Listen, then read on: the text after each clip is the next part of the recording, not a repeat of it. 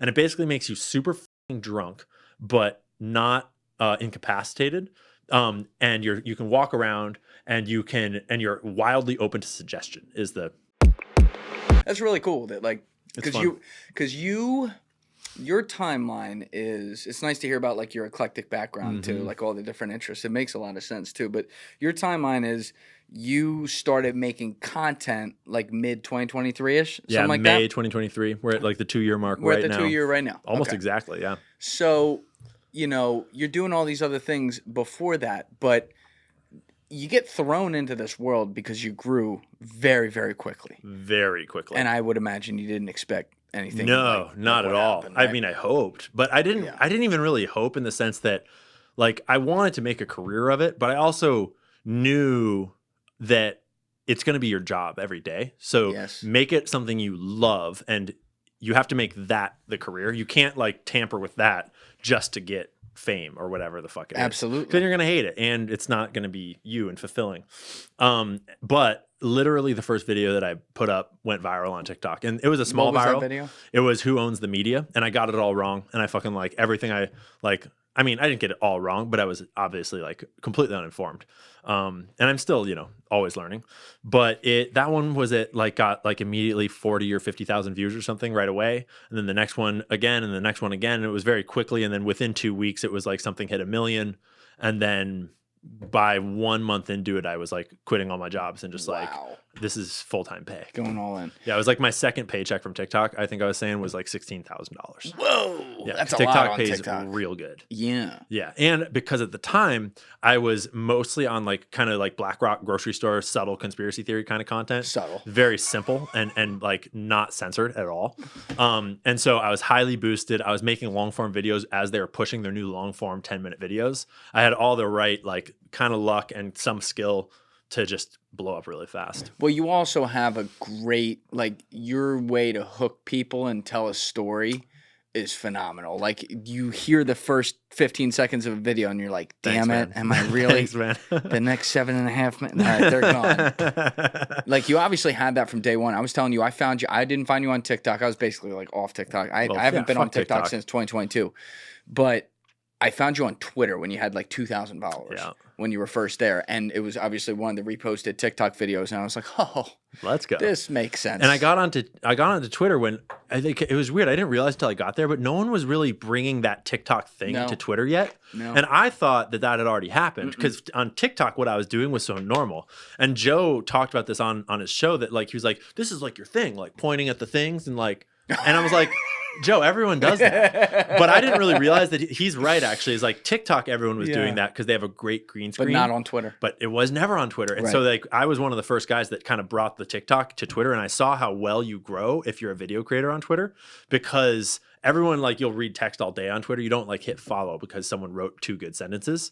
But if you see a good video from the creator, you're like, I'm going to follow that guy because he's the one that makes these videos, right? It's just a much more followable kind of a piece of content. Yeah, you got to teach us that, because our videos will do tens of thousands, hundreds of thousands of views a day on our second YouTube channel, and those same videos will do fucking 10 views on my Twitter. We've been posting. I don't think there's a real format, but I think that at the time, early on, and in that exact context, the format was that yours would have been too produced. And part of what made mine go, and still to this day, is that they're not highly produced. Yeah, and they feel a little more personal and intimate, and like more story, like, because that connects you to the character, connects to the storyline. And we, as a generation, have been slowly being trained to just skip things that might be ads, things that are highly produced, things that feel like there's money behind them. It's like, fuck that. Oh, this is like some random dude, right? And so TikTok really, it just forced its way in and showed a need, a desire in our psyches to connect back with real people, I think, because we are over ads and we're over, network television. And even though it's like you guys are just, some homies making content, if you overproduce, it can still feel like it's that. Yeah, you're talking about thing, like right? when you run into something in the feed where you can tell like, oh, it's a studio or something. Yeah, it's not the dude talking to you. All the videos I've had go viral on Twitter are me flipping around the phone and talking right there. So I totally see what you're saying. Yep. But like you kind of like came together at a critical time, because we're like 2.5, 3 years post the beginning of the pandemic. Shit's kind of messy at this point. When you were first coming up, there's one crazy war going on. A few months later, there was going to be another one going on. Obviously, we'll talk about that today. But, you know, I think that people felt really jaded. Yeah. And so they were suddenly looking at things that maybe they took for granted in the past. Like, oh, yeah, this is probably perfectly normal. That now it's like, oh, well, what really is behind that? And you were the guy, even if it was like, I forget what you called it, but like simple shit to start. Like, oh, here's what BlackRock's doing. Or, oh, here's what's in your fucking cereal. People appreciated that because they're like, oh, I've been doing that or a part of that my whole life. Maybe I shouldn't do that. Yeah, and I think that I get called a plant a lot, and I get people attacking my growth a lot as like it must be controlled opposition. Well, it's a Qatari bot farm. I mean, it is. Yes. And to be clear, yes. And it's understandable. Like I would be fucking pissed too if I had been doing this research for 12 years and putting stuff out for 12 years and getting my accounts taken down and banned and censored, and then this new guy comes along and is not censored. But there is an element of timing that's really important is when you first enter a scene, that's your first impression. That's your like first pop, your bubble, right?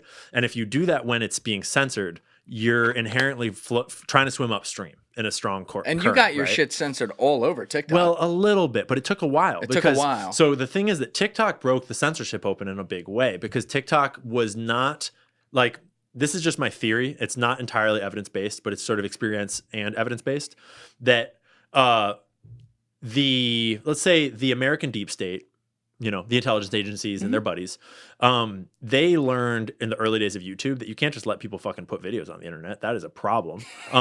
We got to figure that out. Google buys YouTube.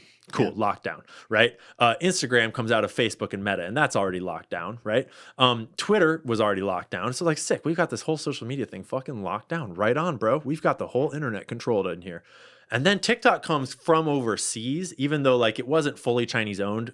Like when it came over, it was, you know, not already American controlled, right? And so it became this big free speech platform. And that's what initially it blew up on in America was like, oh, you can just say anything. And like everyone's just sharing shit. And not everyone was using that for disclosure type stuff. But once people started to use it for disclosing censored topics, there was a big niche there and people started to realize, and that's back in the days when you could go to TikTok and that's where you really get your news was on TikTok. That is not true anymore. Right. And I got into TikTok at the tail end of that when you could still do that. But in 2023. And it was starting to get controlled in. So the Project Texas deal that happened, the first TikTok ban time around, that deal explicitly stated that we will move our database, our data centers to Oracle in Texas, and Oracle will oversee them. Oracle is fucking CIA. And I love Larry. Thanks, Larry. Great and guy. They will have oversight over the algorithms, right? So that's a pretty obvious, like, okay, now the American deep state has their talons in this company. But we have to watch it, Ian. That's we got to control the messaging. Yes. And they did. And so as that was happening, the censorship started to ramp up. But I was still in like BlackRock conspiracies, which are super fucking harmless. And they were mega in the zeitgeist at the time. Like everyone wanted to know about the BlackRock. Well, the surface level is kind of harmless. Okay. And then once you get into the context and the depth and really understand it, I think it's like complex enough to really understand the true harm of it that they're not super worried about trying to censor that because that would just draw more attention to it than actually like the understanding what's going on there with like shareholder voting rights and the amount of influence that actually portrays. But once I started, because you know, you do enough of that research and you'll wind up in an intelligence agency rabbit hole from time to time. You'll wind up at Jeffrey Epstein from time to time. You'll wind up in all these other places. And I started talking about those other things, and those started to get me censored a little bit. And I started to get more interested in them because once like I made this video that I'll never forget about. Do you know about the Duranganga plant in South America? It's called Devil's Breath. Vice did a really famous documentary back in the day when they were still real. I'm unfamiliar. And it's this plant from this flower that allegedly, there are different stories. Like the official story is that this is fake, but all the Colombians are like, no, this is fucking real. And if you crush up these seeds and make this powder, it basically, you can like blow it in someone's face. You can put it in their drink, tasteless, odorless, whatever. And it basically makes you super fucking drunk, but not incapacitated, and you can walk around and you're wildly open to suggestion is the urban legend about it. And so hookers will use it, and there's like stories from all over Colombia and South America, and it even grows up here too, and in Guatemala too. And there's stories of people like waking up in a ditch with no clothes on, going to their apartment, and their apartment manager's like, yeah, you came in here with your friends and like moved out. And like, because they'll like get you going on this shit, and then they'll be like, yeah, take us to your house, like take us to your house, like yeah, withdraw all the money, like no problem, sign over the deed, and you're just open to suggestion. Apparently, is the theory. I love that phrase. That's the story. Open to suggestion. And so you can just be manipulated like crazy. And so, whether true or not, that's the urban legend in Colombia. And Vice did a crazy documentary about it with people on camera talking about it. That sounds like an MK Ultra term. Oh, they were open for suggestion. Bingo. And so I put 2 and 2 together at one point, and I started searching through the MK Ultra documents, trying to find primary source evidence of like, because they're going to fucking look into that. Obviously, they're like trying to learn mind control, and I have had trouble re-finding. This is before I was taking notes and saving all my screenshots. It might still be in my camera roll somewhere. But I found at one point a document that had the list of all the different compounds that MK Ultra had tested, their official list with their note with like what they did with it. And they have a section on scopolamine, which is the name of the drug in this thing. And it says no benefits found, discontinued testing. I'm like, no. And so I made a video about that plant and that thing, and then about Jeffrey Epstein and his thing, and about what if you wanted to get someone that couldn't be got? Just asking questions. And that video got taken down. And it was one of the first videos that got taken down. And when was that? Oh, I don't know. It was probably May, June, July, August, probably like July or August or something like that of 2023. Okay. Yeah, it was early on. And that got me kind of like curious, like interesting. Yeah. Not allowed to talk about it? Let's fucking go. By the way, real fast as an aside, it's interesting that like that was your experience with TikTok, because you're coming on in 2023 and things seem to be open and you can do what you want until you run into this. Because like we had problems with censorship back in 2021. On TikTok. Interesting. Yeah, with like stupid shit, stuff that had nothing to do with anything. Like you would put a video up, you could put up a video that was basically like, Hitler, here's an example of a bad thing Hitler did. And because Hitler was in the video, they would censor it. It was always AI based, and it still is to this day, where AI is just screening for words and then just being and censoring everything with no recourse. And so that was always kind of a problem and still is. But it started to feel more and more like there was like American deep state interests being protected as well. And then the Israel thing broke out on October 7th in a big way. And then that is when TikTok became famous for this whole censorship thing around it. And that became quite obvious what was going on. Thank you guys for checking out this clip. If you haven't already subscribed, please subscribe and hit the like button on this video. It is a huge, huge help. And if you'd like to check out this clip's full podcast episode, that link is in the description below or right here. And finally, you can follow me on Instagram and X by using the links in my description below.